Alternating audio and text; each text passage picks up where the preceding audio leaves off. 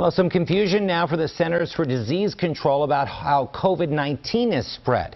Joining us now is Dr. Rob Danoff of Jefferson Health. Dr. Rob, once again, thanks as always for joining us. Good morning. So the CDC recently posted new guidance saying the virus could linger in the air and travel beyond 6 feet. Now they say that was a mistake and they removed that guidance. So, Dr. Rob, what can we make of this? What are your thoughts on this virus spreading through the air? So I take it that, maybe they're not saying it's the primary way of spreading it, such as particles. So here's the scoop.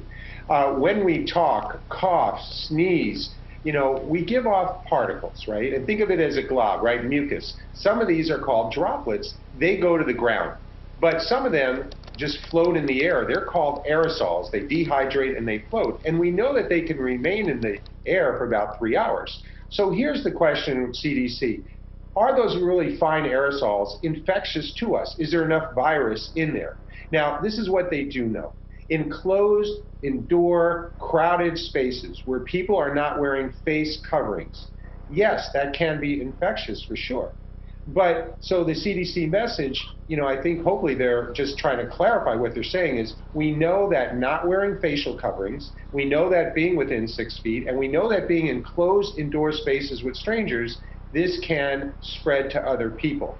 So what they need to clarify is, okay, these small, very particles, aerosols, can you be in the same room with someone and can you get the infection from them when someone talks, coughs, sneezes? So that's the controversy right now. So the main thing we need to know is wear our facial coverings, try to maintain a distance at least 6 feet, and we do know that being in closed indoor spaces, especially small rooms with a lot of strangers and people, you can get COVID-19 easier in that way. Well, they're saying that it was a draft that they accidentally put online and then they reversed it. But, I mean, a lot of people are hearing this and going, what's the matter with these people? Is anyone checking everybody out down there? Would they just throw something online? Because everyone is so confused at this point. Jim, okay, so I have to say you're totally right. In my years, I have never seen the CDC reverse what they've said and then change it so often.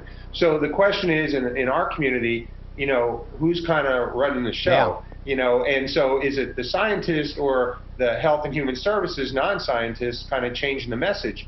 And it confuses everybody. It confuses all of us out there. What can we believe and what not? So that's the problem. So what we do know and what we do believe and what we should be doing is wearing facial coverings, staying away from large groups in indoor spaces, stay with small groups of our families, or those we know in small areas that are COVID-19 free. That's the best that we can do right now while the government and the CDC kind of sort out what the messaging is. We need to know what's real, and a lot of this information is still being disseminated, so we know exactly what their message is. So Dr. Rob, flu season's right around the corner. What do you anticipate as far as this season?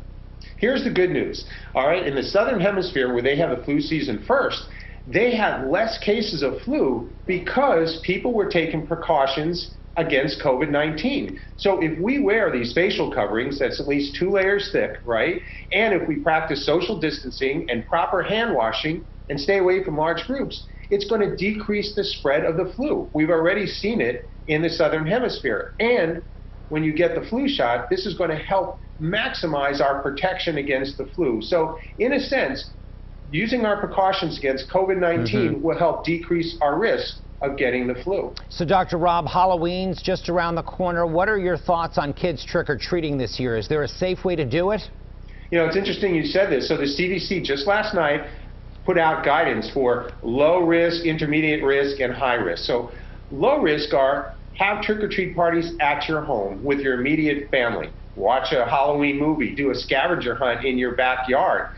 But a high-risk activity, and what they're saying we shouldn't do, is rely on the costumes, because the costume masks are not good. We have to wear our own facial coverings.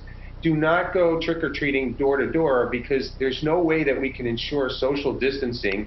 And we don't know whichever household we're going to, is it safe, number one? 2, are they COVID-free or not?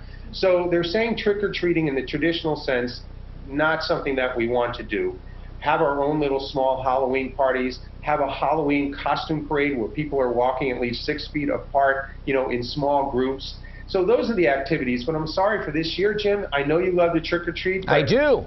We can't have you, and you have the best outfits, but we can't, costumes, but we can't have you go door to door because that's a high risk. And wherever you go, there's often crowds with you. So we can't do that this way. It's they kind really of are, Dr. Rob. They follow me everywhere. I'll just have to get my own candy and make a party for myself.